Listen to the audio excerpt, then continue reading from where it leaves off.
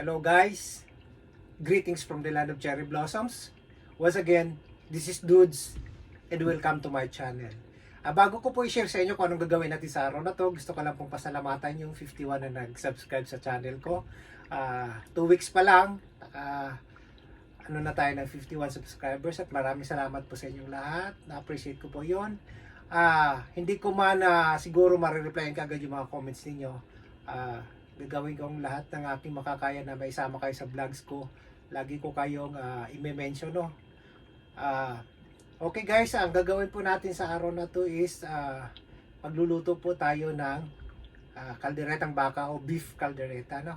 Mahilig po talaga akong magluto. So talagang isisingit ko yan sa mga vlogs ko, ha? Okay, so without any further ado, let's go!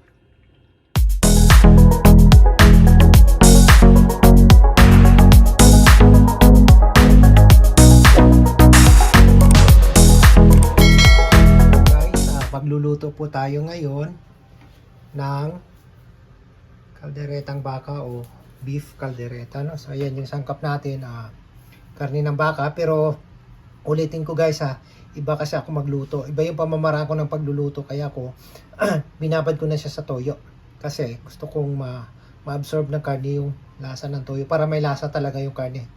Tapos of course, yung malapit na lang, meron tayong tomato paste, liver spread, yung kaldereta pampalapot natin, no? Tapos bawang, sibuyas, butter. Hindi ko po kasi siya hindi ko siya ginigisa sa mantika. Butter yung ginagamit ko. Tapos nilalagyan ko siya ng cheese. Of course, carrots. Ipiprito ko yan mamaya. Tapos patatas. Ulitin ko, binabad ko siya sa tubig kasi ayaw ko mangitim yung patatas. Tatanggalin ko mamaya pag piprito ko yan. Tapos tawag dito, bell pepper, no? Pula yung gagamitin natin, na. Tsaka beef nor cubes, no? So ayan, tara na, magluluto na po tayo. So ayan na, mainit na yung ating dito natin siya iluluto kasi pagkatapos natin i-pressure cooker ko siya para malambot talaga yung karne ng baka, no? Kasi matigas siya. Mamaya pakuluan lang natin ng konti ito. Pagkatapos natin tanggalin yung mga bula-bula, i-pressure cooker na natin siya. Ayan, luluto natin siya sa butter. Mas masarap kasi pag butter yung gagamitin natin. Actually, nung umuwi ako sa Pilipinas nung last December, nagluto ako nito doon. Sarap na sarap sila. Ilalagay na natin yung bawang, ha. Ayan. Isa natin yung konti. Ang bango. Natuto ko na rin ng Tagalog. Lagay na natin yung sibuyas. Kausap ko yung anak ko, ha. Ayan.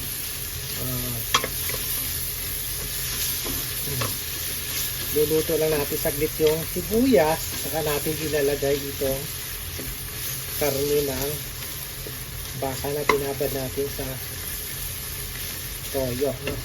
Mamaya isipin nyo, adobong baka, hindi po, ha. Ganyan lang talaga ako magluto. Hanggat maaari, hindi na ako gumagamit ng asin. Toyo yung ginagamit ko. Pero pag wala na tayo, hindi pwede gamitin yung toyo. Talagang asin yung ginagamit ko, di kaya paminta, na. Ayan, hayaan mo na natin maano siya, lumambot yung sibuyas.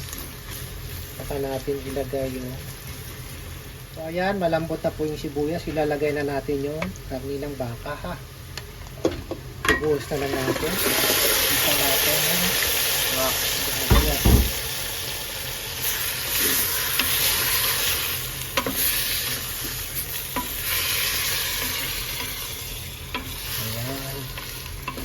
Masarap kasi luto na yung sibuyas.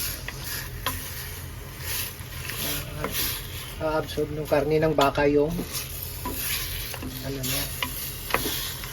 Isa pa sa kung bakit butter yung ginagamit ko sa pagluluto ng kalderetang baka, kasi medyo malangsa na konti ang karne ng baka. Natatanggal talaga ng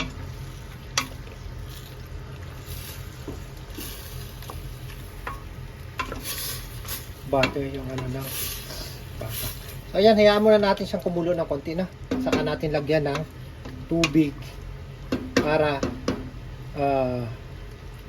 pakuluan natin bago natin i-pressure cooker. So ayan, ano na yung baka natin, medyo brown na siya. Lagyan na natin siya ng tubig ha, para pakuluan natin ng konti. Saka natin tanggalan ng bula at i-ano yung pressure cooker natin. Okay? So ayan, konting tubig lang kasi ayaw ko ng masabaw na ano. Gusto ko sa kaldereta ko ano, medyo maano. Ano na natin para matuyo siya ng konti mamaya. Ayan, tama na siguro yan. So, pakuluin lang natin. Tanggalan ng bula, saka natin ilagay yung tomato paste at nor cubes para pakuluan natin to. Okay? So ayan na, kumukulo na siya. Tanggalan muna natin ang bula bago natin ilagay yung tomato paste at saka yung nor cubes natin. Maganda talagang tanggalan natin ang bula para hindi manikit yung mga, hindi madumi yung ano mamaya, yung gilid ng ating pressure cooker. Pero ganun pa man, meron talagang hindi natin may iwasan, may mga kunti-kunti pa talagang matitira dyan mamaya, pero wala na tayong magawa dyan. Kawasan ni Ongo, so ganay. Okay.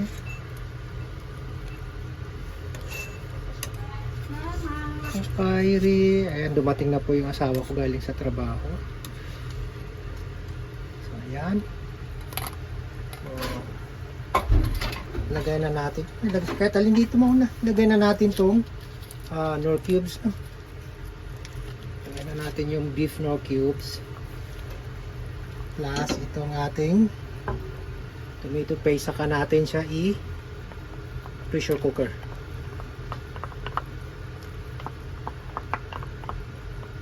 Para maano din niya yung ano ng kamatis. No? Ayan.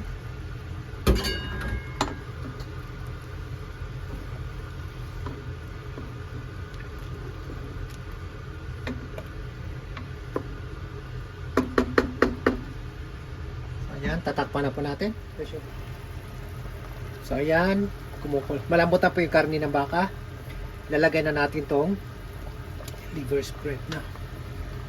Para tapos isabay na rin natin yung tawag dito, yung habang nagpapalambot kasi ako kanina ng baka, karne ng baka, pinirito ko na itong ano natin. Ito. No? So, hinalo ko na sila kasi ano naman. So, para maluto na siya. Ayan. Tapos, lagay ko na rin yung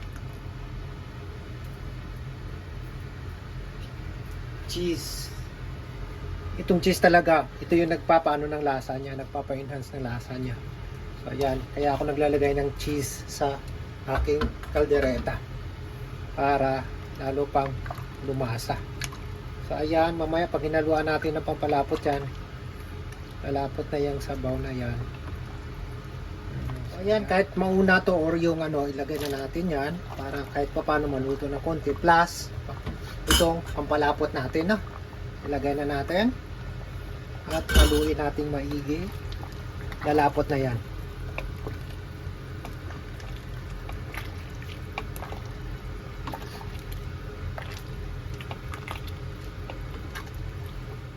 So ayan na po guys, ang ating kalderetang baka o beef kaldereta.